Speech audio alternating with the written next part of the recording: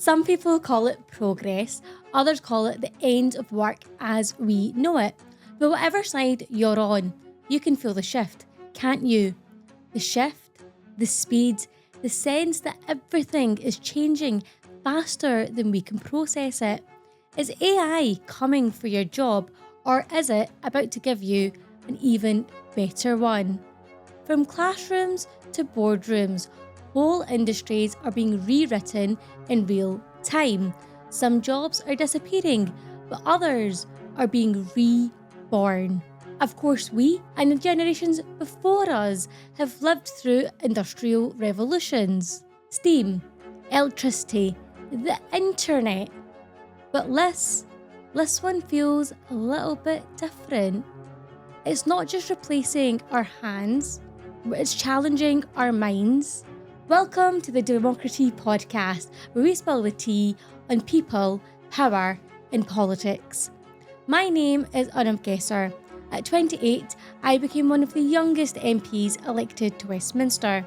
From the Houses of Parliament to protests on the streets, I've seen up close how power works and how often it doesn't. That's why I started this podcast. It's unfiltered, unapologetic, and disruptive. We go behind the headlines and behind the sound bites to challenge the status quo. Now, I'm not a journalist, and this isn't just another political podcast. This is about the conversations that impact all of us. The conversations that don't always make the headlines, but shape how we live, work, and show up in the world. I will talk about politics, but also look at power, identity, faith, equality, and everything in between.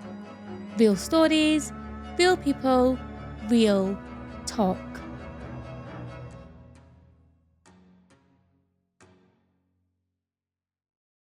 Today, we're spilling the tea with Javed Laher, co-founder of FutureTrain AI. Sometimes it feels like AI has crept up on us, but Javed has been speaking about how AI is going to impact the workforce for many years. In fact, he's so passionate about the subject that it was his thesis for his MBA. Today, we're going to unpack the threats and opportunities around AI, what AI means for human resilience, and what we can do in both our personal and professional lives to prepare for the future. And before we dive in, I just wanted to say thank you so much. Your support means the world. After you've listened, I'd love to know what you think. Is AI really a threat, or are we overthinking? Drop your thoughts in the comments, share this episode with a friend, and don't forget to hit subscribe so we can keep inviting guests to spill the tea on people, power, and politics. Javed, thank you so much for joining us today. Thank you for having me. What's in your cup? This is Yorkshire tea. Yorkshire tea, not Scottish blend. Not a Scottish blend. I know it might be a disappointment for you, but for me, this is one of the best teas out there. What makes it so good? Because I would argue that Scottish blend is top tier tea. Okay, so firstly, I've got an association with Yorkshire because Okay. my mum grew up there. And secondly, for hard water, it's one of the best teas ever. So it hits the spot, it's got a real nice blend of tea leaves, and it makes me happy. Perfect. Well, and I actually have just stolen a bag of tea from you as well. A bag of tea? A bag of tea. No, it's not a bag of tea. It's tea bag. It's a tea bag. Yeah, no, I suppose it is a bag of tea. I don't know why I lost my English speaking skills there. Yeah, so I've stolen a tea bag from you, and I will report back at the end with what I think. Look forward to hearing about it. So, Javed, you specialise in AI. Mm-hmm. But before we jump into it and dive into the whole world of AI and what it means, where did your interest stem from? Yeah, firstly, thank you for having me. Really appreciate it, myself and this Yorkshire tea. So where did it start? I have always been interested in computing and computers from a very young age. So at school, I wasn't sure what I wanted to do with my career. I like cars, and I thought I didn't really want to be a mechanic. I like looking at cars. But my dad was like, there's something about these computers. They're going to take off. So then I got a job at Microsoft as an intern many years ago as part of my degree. And in that, as a result of that, I was part of many different teams in advertising, had some exposure to a lot of sort of progressive discussions that were happening in the space. And I just took a real curiosity as to where tech was going. And I guess it was a case of hearing about what's coming, and the way I think is very much like, oh, if this continues, what will happen to people, planet, civilization? And then I start going into my deep thoughts and analysis of it. So when you were at Microsoft, were they talking about AI, or was this something that you stumbled across? So it was about 2012. Okay. I got invited to this annual conference of Microsoft out in the US where they fly everyone out. Very nice. And I saw 3 robots on stage having a conversation. 3 robots 3 having a robots. conversation. Yeah, exactly. Right. So I'm like, oh, this is so cool. And everyone's like, wow, Microsoft's got 3 robots on stage. And they saw the funny part. And I was like, 3 robots on stage. And they're learning from each other and they're responding to each other and they're growing the conversation of what they've just heard. And Oh, in that wow. moment, something clicked in my mind. Okay, this is fascinating. Everyone in this stadium right now is fascinated. What does that mean for humanity? And that started the sort of trail of thought that I then went on to from an academic perspective and what I'm doing now as well. And so when you studied your MBA, you wrote about AI, um, but it was about AI in work. That's right. What was your concern, or what were your findings? Sure. So I started the dissertation, it's my MBA dissertation in 2017. I started it. And as it was over 2 years, I launched it in 2019. So over that period, I'd already started researching like jobs which would be replaced, the impact of AI. As you mentioned or alluded to, there are different revolutions in the past. This one's one of intelligence. So previously, for example, factory workers had a conveyor belt system, which was robotics in its own way, right? So you have less people on the factory floor, but then you have more people in sales and more people in other departments doing other things, or you increase your production overall as a result of it. But then I thought, hang on, this is one of intelligence where actually this is going to think like humans and make decisions like humans. So what will humans do? So then I launched it in 2019, and the whole dissertation was about the skills gap. Because essentially, what I used to work with the youth in my spare time, and I used to work with schools, and that was just volunteering. So I used to work with the London Mayor's office, and that was just pure passion. Like I grew up in Southeast London, a place called Kennington, and I felt there was a bit of a disparity between the education people got in schools and the sort of opportunities that were in the workplace and things they should know about. So I tried to, in my own way, be a bridge. And then I started getting concerned for those who were already considered underprivileged. Okay. And I use that term in the sense of, naturally there are people who are privileged and underprivileged, and I wanted to help them. But then, based on my research, it was a massive red flag. It was a massive alarm going off saying, hang on, the way this is going to happen, those who know about it will use it and really quickly progress. Those who don't know about it will get left so far behind. So how do we bridge this gap? So when I launched it in 2019, I started sending emails out to local governments, to my local MP in Vauxhall in Southeast London. I spoke to certain teams of the mayor. I had a conference with Southwark Council School Board, where there was 100 head teachers. And I told them about this, and I said, what do you guys think? They said, well, this is interesting. We'll look into it. Obviously, fast forward to now, and everyone's calling me back up saying, can you come and tell us about this thing you told us about 6 years ago? Because we can see what you're saying now. So yeah, there was a bit of a journey, but again, it wasn't so much there was something else out there which was saying, hey, be concerned. It was more me piecing bits together based on what I know about technology, how it's released, how quickly certain technology is able to be used by someone, and based on the use of AI and how simple it is, I just saw the adoption like a hockey stick effect in the sense of it'll be a slow starter and then it'll be wild. Where now everyone's talking about AI. We're in a case where people are making AI videos. Oh, I use AI for chat. I use AI for checking my emails. Every person in my network, before it was one or two, and one of those people was me that was talking about it, and the other was my friend from Google. So now naturally that's progressed into a wider conversation, and it's here, and we can't move from it. It's not going anywhere. It's here to stay, and I still feel like people should be really embracing it. There's so much that you've just said there, and there's so much to unpack. But second to what you've just said at the end there, that AI is here to stay. Do Mhm. you think people realize? Because I feel like it's really crept up on us. So for people like you, you've been speaking about it for many years. Mhm. But for people like me, it's really only come into like my normal everyday to day life in the last year or so. Mhm. I mean, yeah, I would say the last year. I think before that, Yeah. before November 2024, I knew what AI was. I was very aware of it, but I didn't use it in my day to day life the way I do now. Yeah. And that's exactly the reason why I felt the need to go out there and talk about it. And how I'd see it is almost like a digital tsunami, Okay. where there's people on the beach We've got no idea because their jobs and roles don't involve knowing about what's coming. They're focused on what they're doing. It doesn't affect their day to day.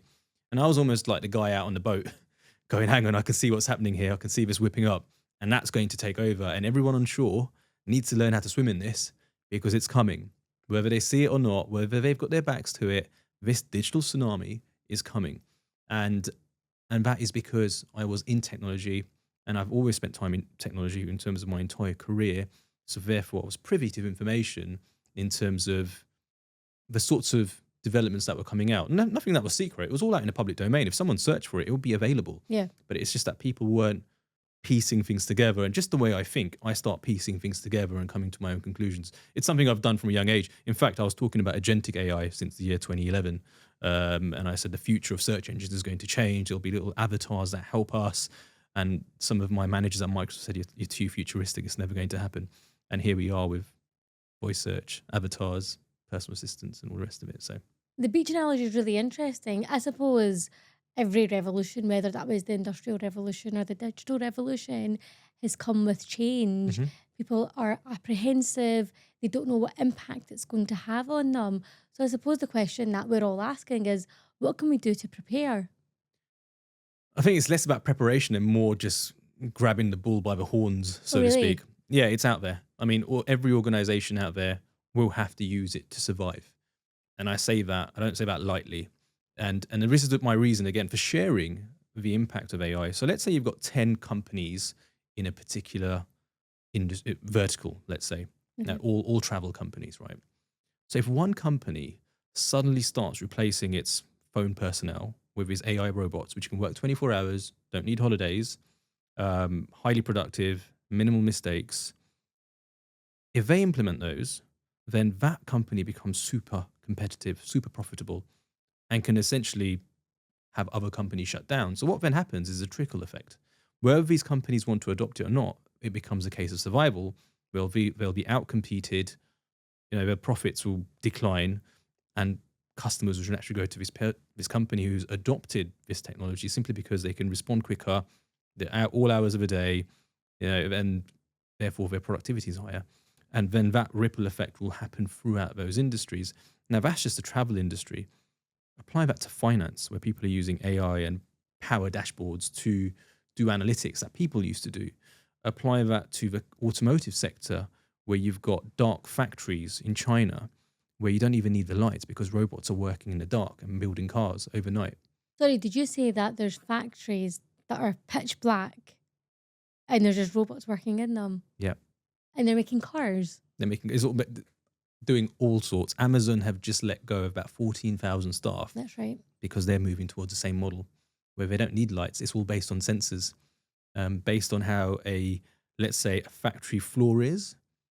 A robot it'll be mapped out based on sensors down to a centimeter of where a product is. So a person would normally go fill a basket, pack it all up and send it off. Whereas a robot just needs to go to shelf 1, shelf 2, shelf 3, and they know the route and it's all mapped out. And the traffic system is completely managed from an autonomous point of view, just how autonomous cars work, where we can sense what's around them. And therefore, because it's based on sensors, robots don't need to see. They just need to know the map, and that map is already within them. Therefore, there are dark factories out there and dark warehouses, which people aren't aware of, which already exist. And China has massive dark warehouses.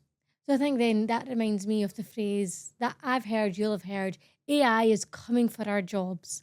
Everyone's talking about it. But then I suppose, yes, to an extent, AI is coming to our jobs. But to play devil's advocate, for argument's sake, is it not a fair assessment to say that, yes, AI might take some jobs, but then there'll be other jobs created from it? So that's a really interesting point, and this is one of the sticking points in my debate. So when I first brought this up, I had a lot of academics say, well, actually, for every role AI takes, it's going to create 10 more. And I'd ask the question, which are these 10 more right now? We're in a case where we've got unemployment, unfortunately, going up. And industries are making more frequent cuts to their workforce. Microsoft, Amazon, Google, all the big tech, Salesforce. And those are just the big tech companies. It happens at a sort of SMB or small to medium business level. It happens at a micro level where people, unfortunately, are losing their jobs as a result of AI taking their jobs. Wherever they say it's efficiency gains, however it's positioned, A lot of it's based on AI. So what I'd say is AI does bring a wealth of opportunity. And Hmm. again, that's why we're in the business we're in, which is to show them how to use AI, how to use it to create things, how to create solutions, whether that's videos or imagery or movies. Almost, there's a lot that can be done with AI, and it's about thinking differently. I almost feel like there's a whole industry waiting to be tapped into for people to earn a living, but because they don't know how to use these tools in that way, they're not doing it. So how I describe it is, it's almost like AI is like a genie in a bottle which has been let loose, Okay. but it needs to understand from us what it wants us to do, not the other way around. AI works for us, we don't work for AI, and that's something I'll always mention. But it's how do you speak to this AI? How do you speak to this genie? What do you ask of it? What's the capabilities? And until people don't know about the capabilities, they'll be living in a society unaware that there are opportunities to use this technology to earn a living. And I think that's the bridge or the gap we're trying to bridge. This idea or this notion that AI will create jobs, again, just playing devil's advocate, is that not quite a classist argument as well? Because the reality is that if you're from a working class background or if you're unemployed, your opportunities to maybe learn more about AI or to go to college or university to learn more or to retrain are not going to be the same if you're middle class and have money to be able to invest in yourself. So with traditional education, I'd say absolutely agree. And naturally, there are institutes which have different levels of education, whether that's private, whether that's certain universities within the UK alone. And I agree with you. There will be privileges within those universities, associations, those networks to have access to certain jobs, have access to certain networks. And it's almost like a generational thing where the next generation of individuals from those families will, of course, continue to benefit from that. And this is where our company comes in. And I won't talk too much about our company and what we're aiming to do, but our solutions will make it affordable for anyone to be able to learn the latest. It's almost like a private AI school, essentially, where it'll be affordable and accessible. I can't see that happening at a country level. I can't see that happening at a government level. But this is where awareness will be important to understand there will be opportunities, but it won't be handed to people. And this is the difference where the opportunities will people will have to learn a new skill set. So it's being a bit uncomfortable with change, and change is the only constant. One of my favorite lines. But I feel like there will be ways to earn a living. It's just knowing how, and it's just being open to learn, unlearning things they no longer need to know, and realizing that the shift we're going through, if it's not being positioned like this, but how I'd see this is a revolution taking place in front of our eyes. Not everyone sees it like that, and they may not. Just some people might try to ignore it. But I'd say pay attention to it, embrace it, learn about it, and learn how it can impact your individual life in a positive way. So, just to summarize on that point, absolutely jobs will go, absolutely industries will be impacted, but the new segment of opportunities will be self-made. There's a lot of talk about self-made millionaires as a result of AI, and that's the bit where I think there will be opportunities where individuals have their special talents which they're selling. So previously it could be, there's a market stall set up, for example, someone selling jewelry, someone selling soap, someone selling shampoo, and someone selling shoes, and everyone's got their specialisms.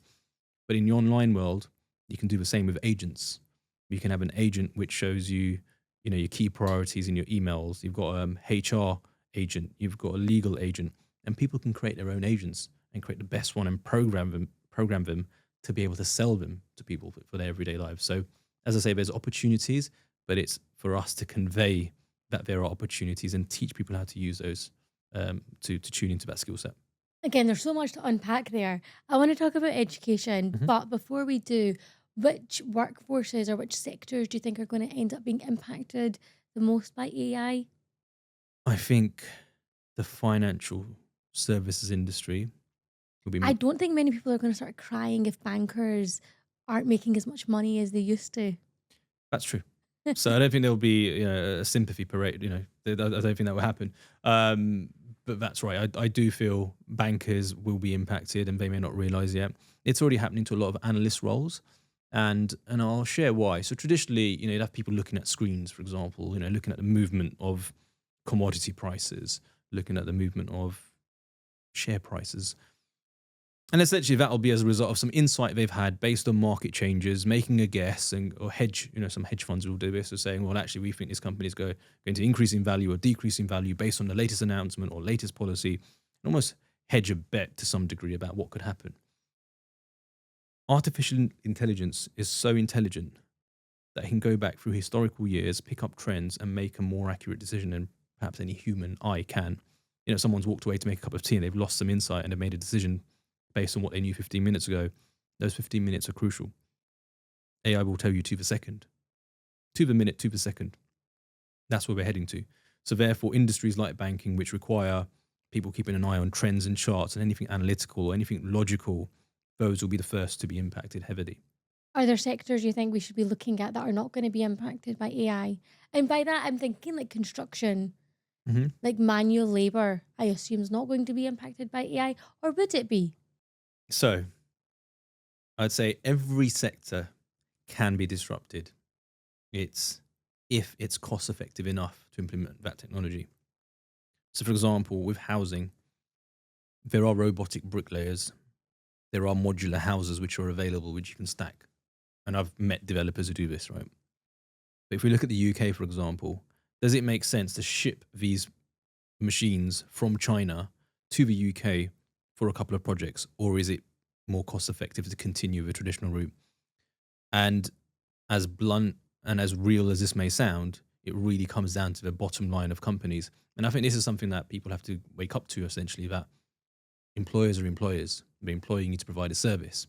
If they can get it done cheaper somewhere else, they would get it done. Similar as an individual, if someone's going to do the same job for you at a cheaper price, whether it's your friend or a person or a robot, naturally people want to save money and go with the cheapest option, so long as the finish is professional and dependable.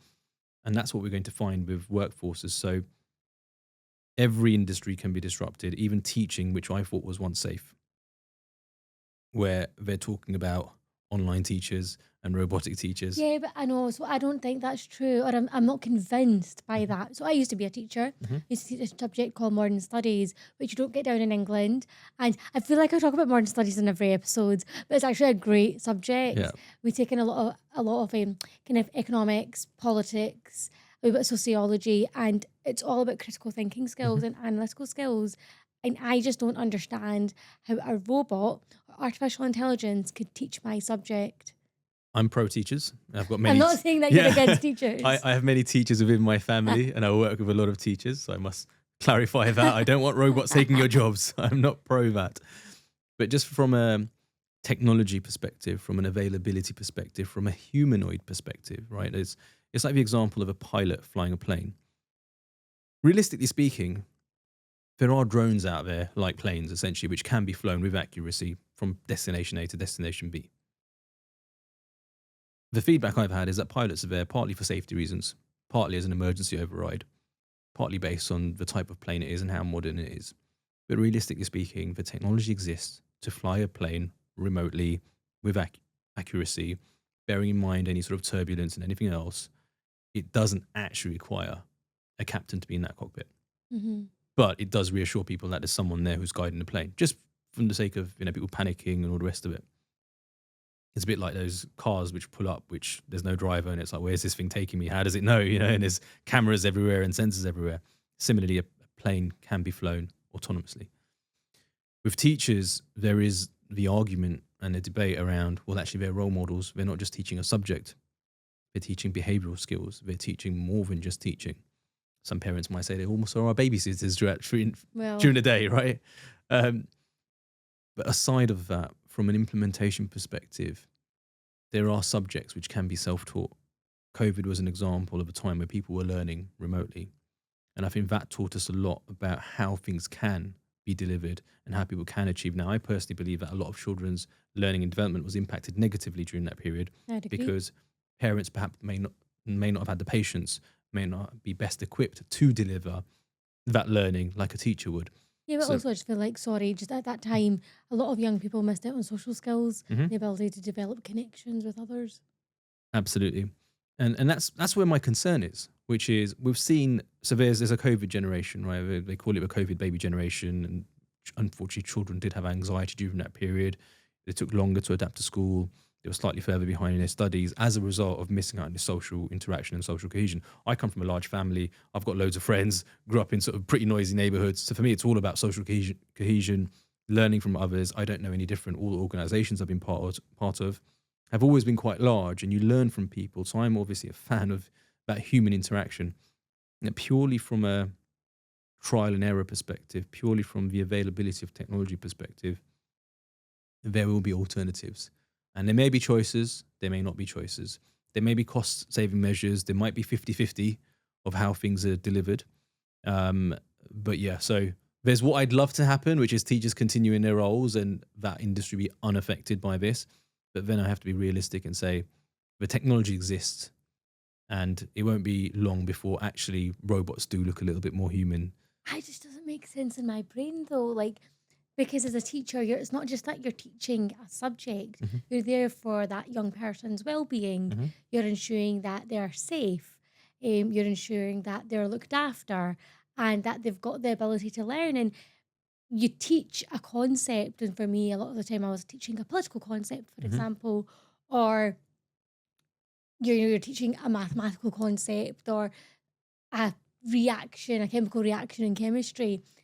And at the start, you know that that young person doesn't understand what you're talking about. Mhm. You then teach it, and then they don't always get it straight away. So then, how would AI or a robot be able to know that that young person's learned it? Sorry, my mind, as you can tell, is just I'm completely baffled right Mhm. now.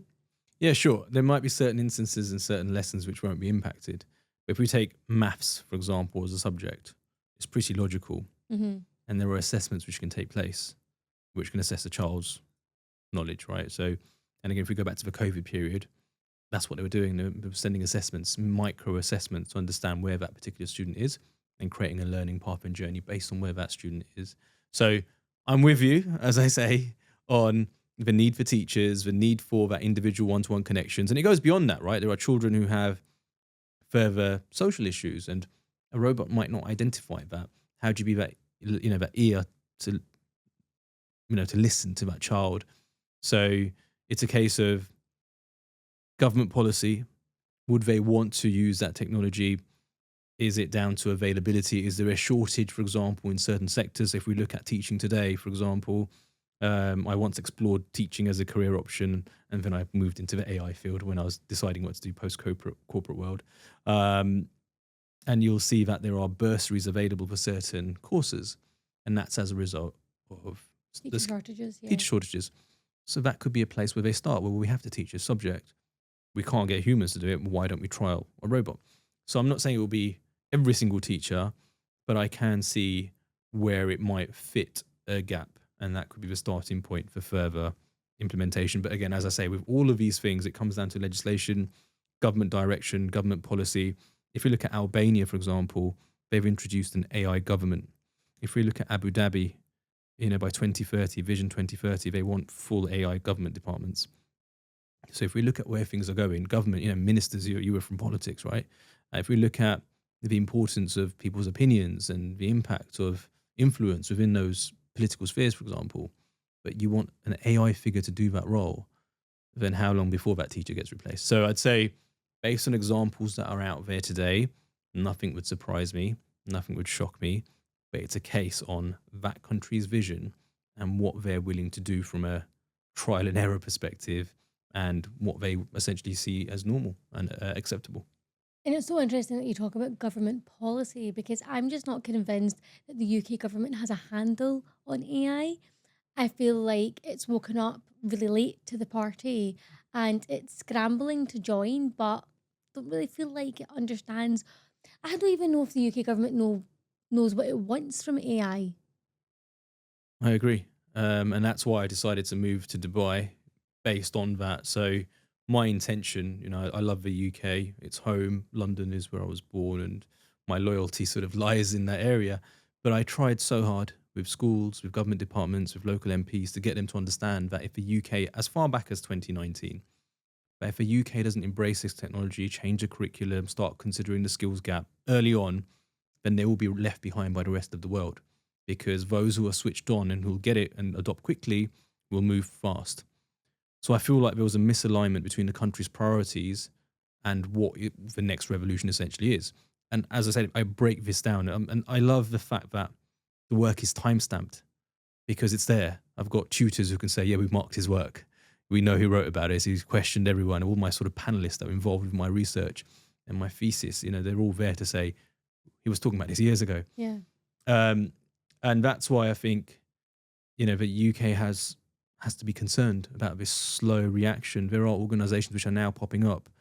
But I think end of the day, if we look at who owns the biggest technology companies, it's the FANG companies, your Facebooks, Amazon, Netflix, Google, and you've got Microsoft and some additional like Ubers and others who have literally running the economy. And that money then goes back to the US. So therefore the influence is offshore. And I don't think the government even realizes that actually you need more British unicorns. You need more British servers serving the needs of the of the people in the UK. And when I say servers, I don't mean individuals. I mean like actual servers where you store information which is hosted in the UK and where the UK British data is held. Because at the end of the day, if you've then got individuals whose IDs are being used by these other companies to target, to buy stuff, that revenue and profit then leaves the country. So I feel like what's happening is the UK is becoming an island of a lot of tech companies from outside the UK, which are now going to profit off the UK population with that money leaving and not coming back and recirculating within the economy. So with my economics hat on, and from a macroeconomics perspective, I have bigger concerns for the UK than I think the even British government does, because they might not see it this way. And as I say, I've tried. I really want them to listen. I'm trying at an individual level. Even though I'll be in Dubai, I'll still try at an individual level to help students and professionals and those in society, because again, my loyalties are my home, right? So I'll continue to do what I can, but I am disappointed with the UK government for leaving it this late, for not being switched on, for not listening. And I think they've done a disservice to the UK overall. And if the UK government isn't switched on, then what should people be doing? Because, I mean, this is the big thing. This is the big question they're going to be asking. Yeah, and that's where, I flip the script and say, take the responsibility amongst yourselves. And this is where I think we need a mindset shift. So recently I did a talk for Coventry University. I sit on Brunel's MBA board and I advise them about upskilling for students and teachers. I do talks with various schools.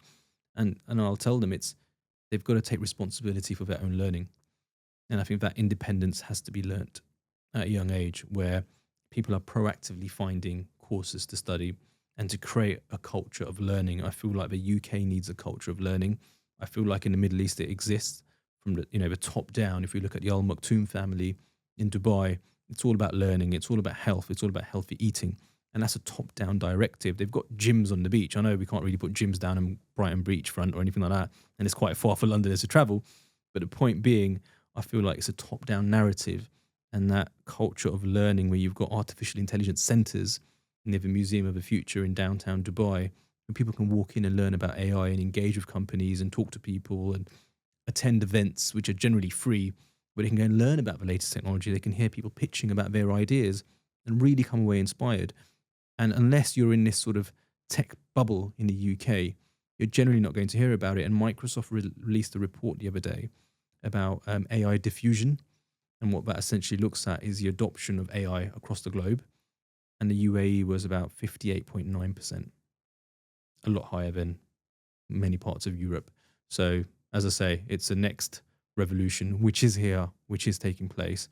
And I think it's every country's responsibility to upskill their individuals.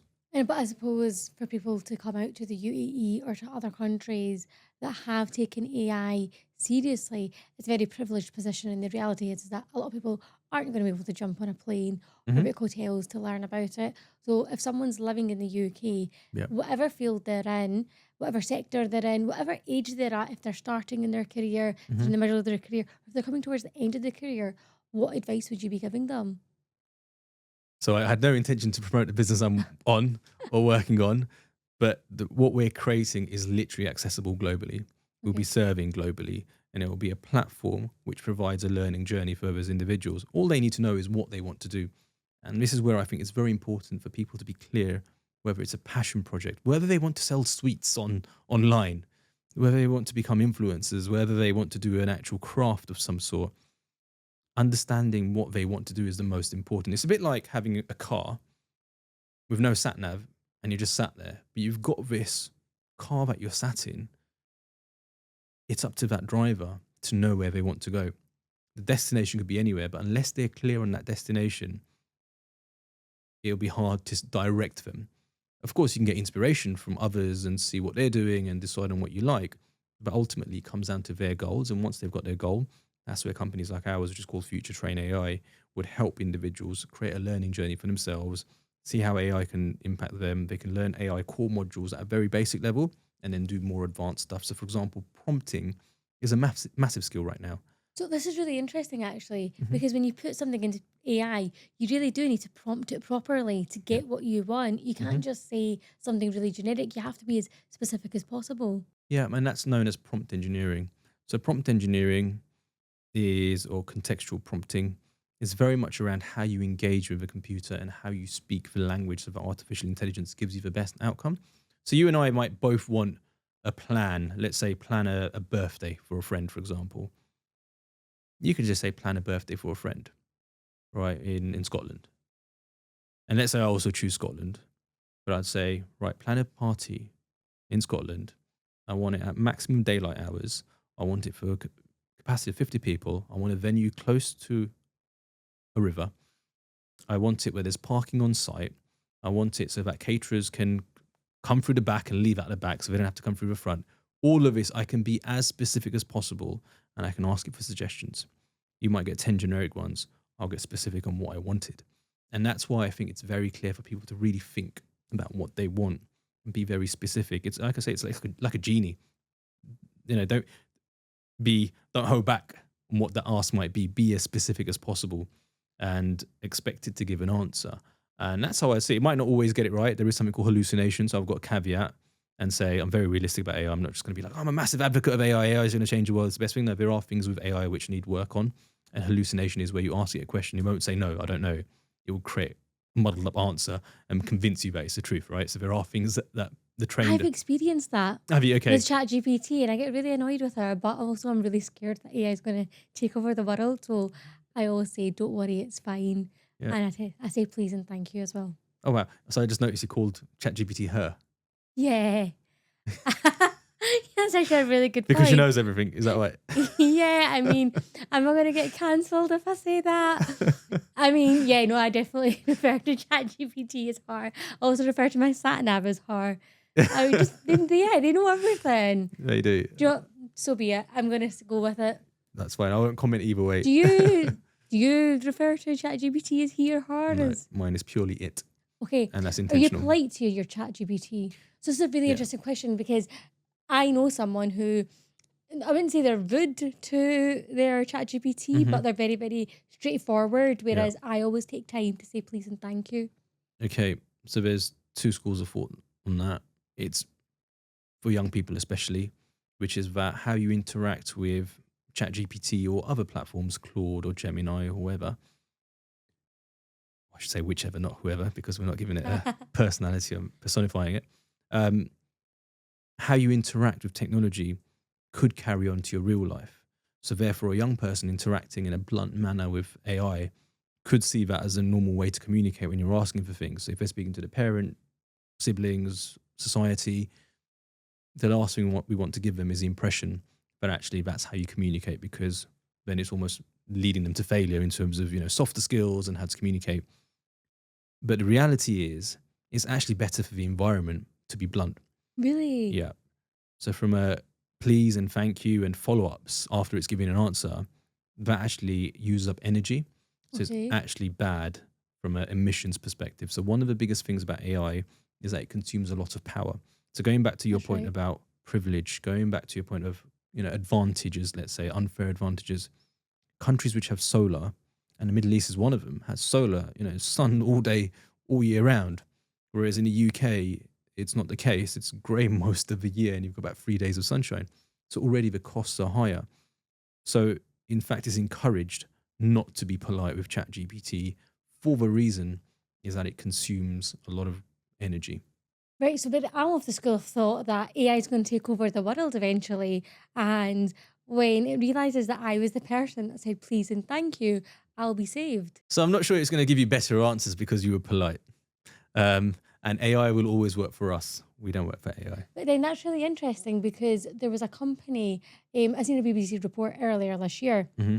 or rather, I seen a report earlier this year, and the company was Anthropic, Yeah. and they were doing system testing, Hmm. and they gave their AI system access to their emails. And in this fake scenario, some of the emails said that the engineer was having an affair. Hmm. During the testing, and you'll know this, the system tried to blackmail the engineers who threatened to switch it off. Now, that feels like it's from some sort of dystopian movie, but it's real. Hmm. So, I mean, you're saying AI works for us and we don't work for AI, but there is that threat, and it's a really real threat as demonstrated by this company. Hmm. So that did happen. Yeah. And AI did recreate its own language because it feared its survival. Um, and I think that's a case of, so that wasn't publicly accessible in terms of that part of the AI. I'd say it really comes down to the intentions of the engineer. Now, this is a really important point because we don't know how engineers have actually programmed AI completely. We get the friendly version, which is, friendly for human consumption, let's say, where you can ask it what you want, you get an answer. It's very sort of transactional relationship. You ask, you get, thank you very much, or not thank you, and you just carry on with your day, right? Whereas this was a case of this engineer, in my opinion, would have clearly created some sort of baseline code where it says you have to survive no matter what happens. So I believe that even though it was interpreted as, well, AI went into savage mode, basically started blackmailing this guy about his affair and, started creating this random code in their own language.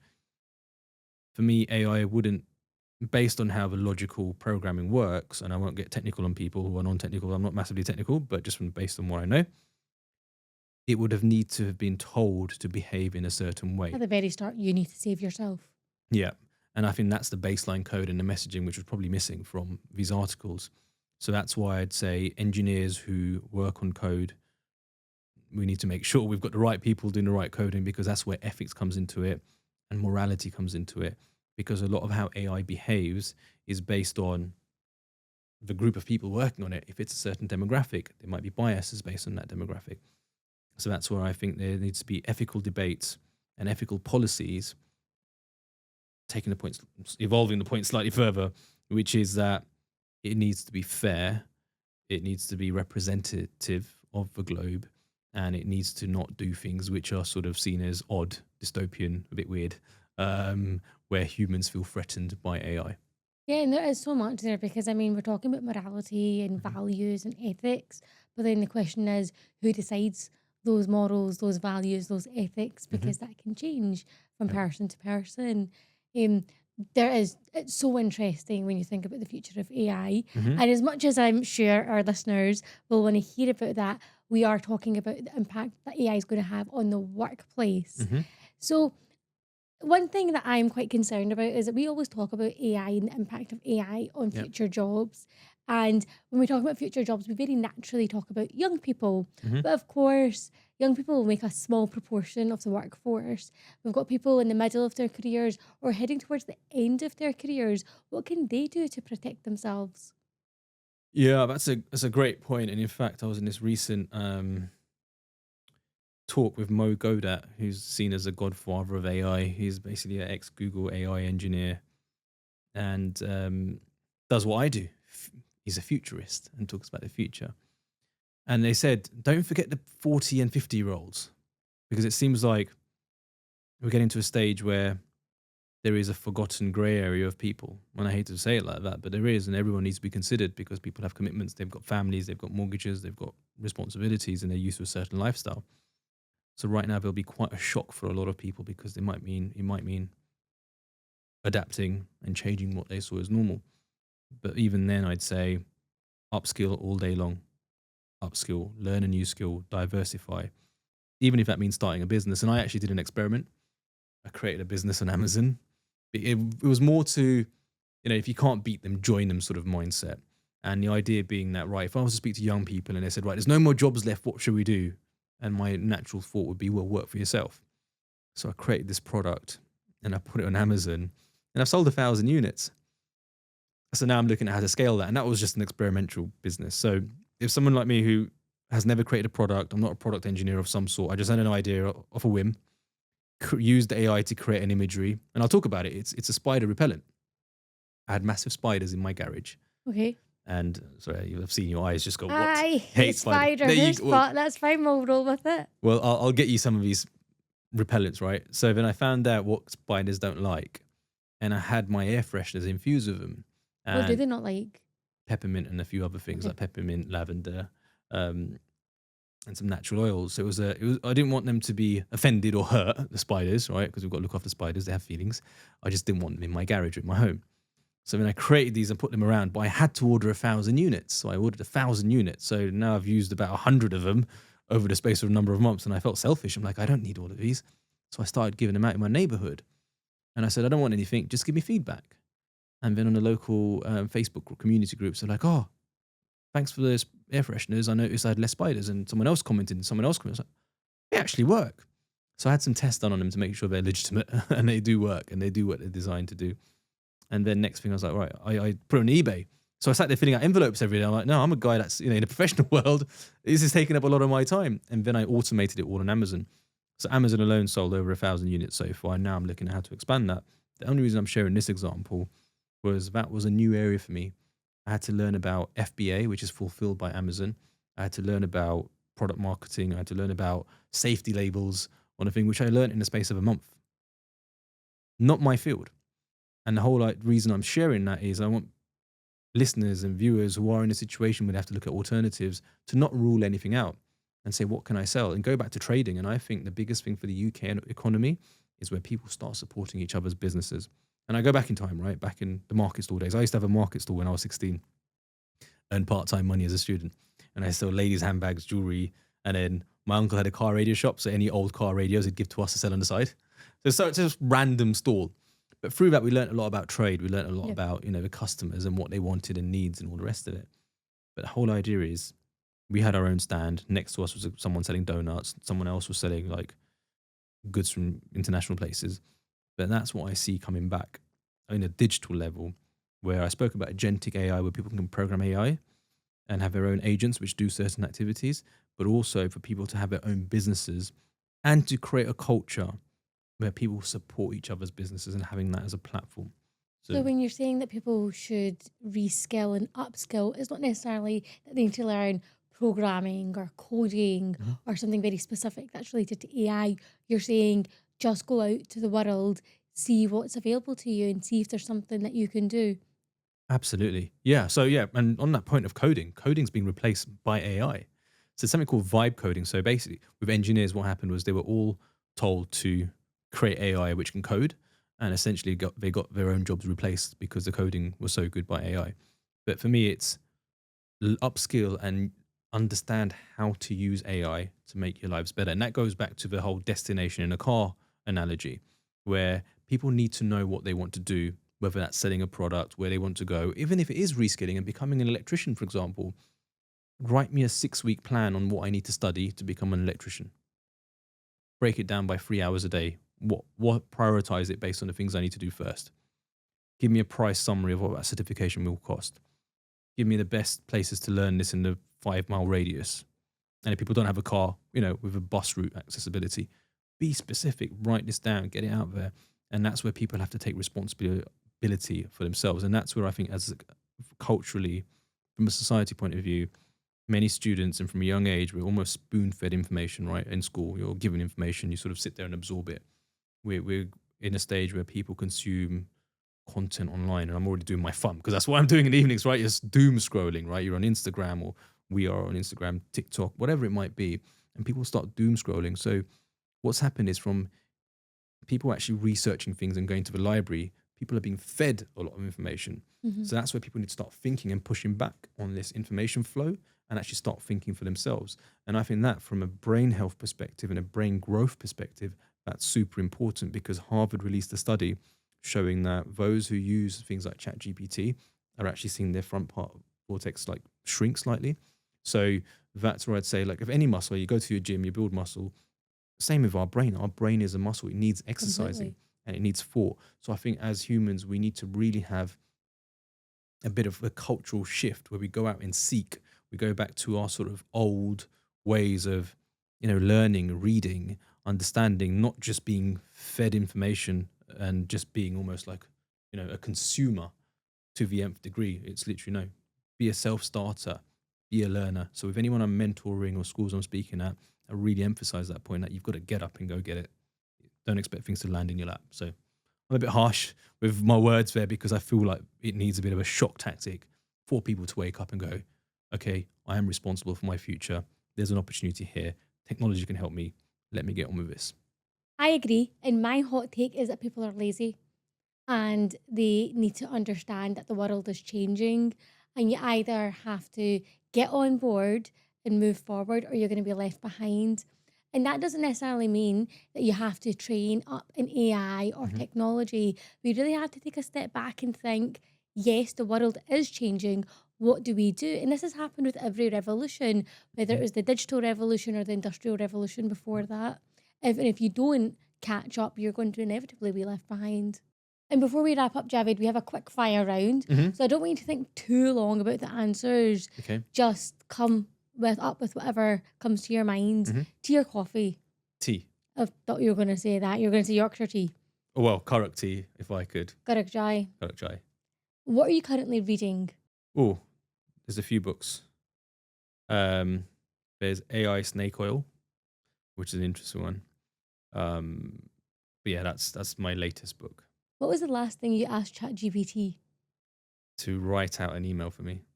I was going to say, what do I say in Anum Kisser's Yes. podcast? Planning for this podcast. If you could have dinner with any tech innovator, past or present, who would that be? Bill Gates. Bill Gates. What would you ask him? I'd ask him, he's a visionary. I've worked for him, right? I've seen him on stage. I'd ask him how he thought about Microsoft's vision and how he stuck to his path. What's a myth about AI that you love proving wrong? I think all myths have a statement of truth to them. So there's nothing I prove wrong, to be honest. I think many opinions being surfaced on AI have truth at some point in some environment. So there's nothing that I'm actively out there trying to prove wrong. I'm a realist. I'm not saying I'm an advocate or I'm against it. I'm just a alarm raiser of its capabilities. Do you have a favourite quote or something that grounds you when you're going through some difficult times? I have a few. I have activities I actually drive, and that's my thing. But there's a quote. It says, worrying is like sitting in a rocking chair. It gives you something to do, but never takes you anywhere. Javed, this podcast is unfiltered, unapologetic, and disruptive. So for the final sip, the question is, if you have any advice that you could give anyone thinking about AI, the future, what would that advice be? To have an open mindset. Don't have a closed mindset or a fixed mindset where you stick to what you know. Have an open mindset where you're open to learn, open to new challenges, and for people to understand that the only constant in the world moving forward is change, and adapt to change. Thank you so much for joining us. My pleasure. Thanks for having me. A huge thank you to Javed Laher for joining me and for spilling the tea on how AI is reshaping the world of work and what it really means to stay human in the middle of all of it. Now, I want to hear from you. When you think about the rise of AI, do you see it as a threat to jobs and creativity, or as a tool that could make us more free to do more meaningful work? If we're building systems that can learn, reason, and even negotiate, what kind of responsibility do you think we have as those creators? And as technology becomes more powerful, who should be setting the rules? Governments, companies, or the people who'll actually live with the consequences? Drop your thoughts in the comments, share this episode with a friend, and don't forget to hit subscribe so you don't miss our next episode of DemocraTEA, where we spill the tea on people, power, and politics.